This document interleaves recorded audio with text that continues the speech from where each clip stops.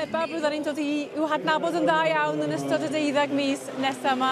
Da ni'n gyfarwydd iawn efo Wyneb Harry Featherstone Horn barod. A Lowri Lloyd Williams yn fan hyn, llys gynhadus, y sioe blwyddyn nesaf ar ran y Sir Clwyd, ynda. It must be quite a strange feeling at the moment because you're dropping one baton and grabbing the next, as it were. Well, that's right, Neil.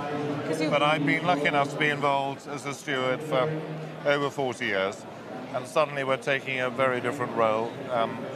Luckily being guided by Lowri, who's so efficient and so brilliant, because it's a whole new ball game. Well, it's a new ball game for both of us, actually, but really good fun. And the whole point is to have fun. Mae cysylltiad Harry fan hyn efo'r Gymdeithas yn mynd yn ôl flynyddoedd i fod yn gyfarwyddwr anrydeddus y sioe yma. Beth amdano ti? Beth ydy gysylltiadau di efo'r sioe yma? Mynychu'r sioe ers pen dwi'n ddim o beth rhyw 2-4 oed, a wastad wedi bod dod i'r sioe, aros yn y maes carafanau, ac yma am yr wythnos. Ac yn bwysig yn hanes dy deulu di hefyd, Lowri? Yndi, mae'r teulu i gyd yn dod fyny, a dal i ddod fyny yn nain a taid, yn dad a mam, uncles ag aunties a pawb. It's a family affair, isn't it? It is a family affair. Yes. It really is. Yes. And that's half the spell of the Royal Welsh. And it's all the events, not just the summer show, Winter Fair, Spring Festival.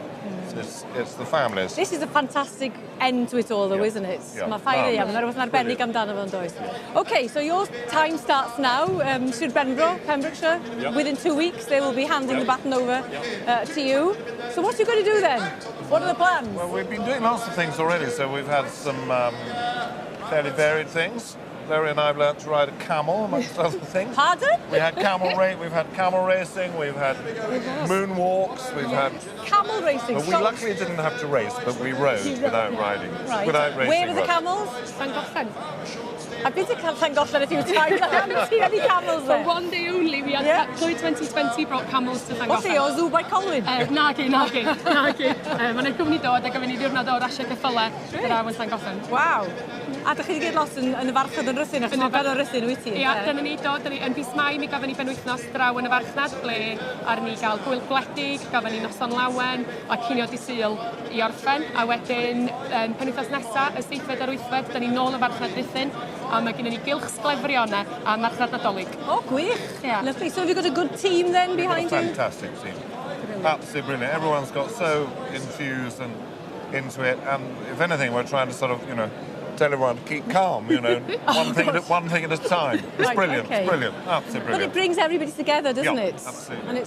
And it gives you a new inject of energy. A whole lot of people who aren't necessarily normally involved get involved, and that's great. They get hooked, and they pass on to their friends, don't they? It's marvellous. Okay. A wedyn maen nhw'n dod yn gefnogwyr y sioe drwy dyfynu chydig digwyddiadau a dysgu mwy ynglyn â be mae'r gymdeithas yn ei wneud. Maen nhw wedyn â diddordeb mewn mynychu'r sioe'r Ffair Iaf a'r Ffair Wanwyn. Mae yna waith cenhadol pwysig yn digwydd a chodi arian. A lle fydd yr arian yna'n mynd wedyn? Ydy hynny wedi benderfynu eto? Mae yna cwbl o brosiectau ar y gweith yma yn yr gan y gymdeithas, oes. A felly, mae debyg dros y blwyddyn nesaf fydd ni'n gallu datgelu mwy. So watch this space. Digon o gyfle i ni sgwrsio hefyd yn ystod y 12 mis nesaf. We wish you all the best with all the hard work. Thank you. Enjoy it, I'm sure you will. No, we will. The most important thing is to have fun. Yeah. Any more camels involved? Yeah. Well, I don't know. I don't know. Anything's possible. Exactly. Yeah. Anything's possible. Go for it. Diolch yn fawr iawn. Thank you very much.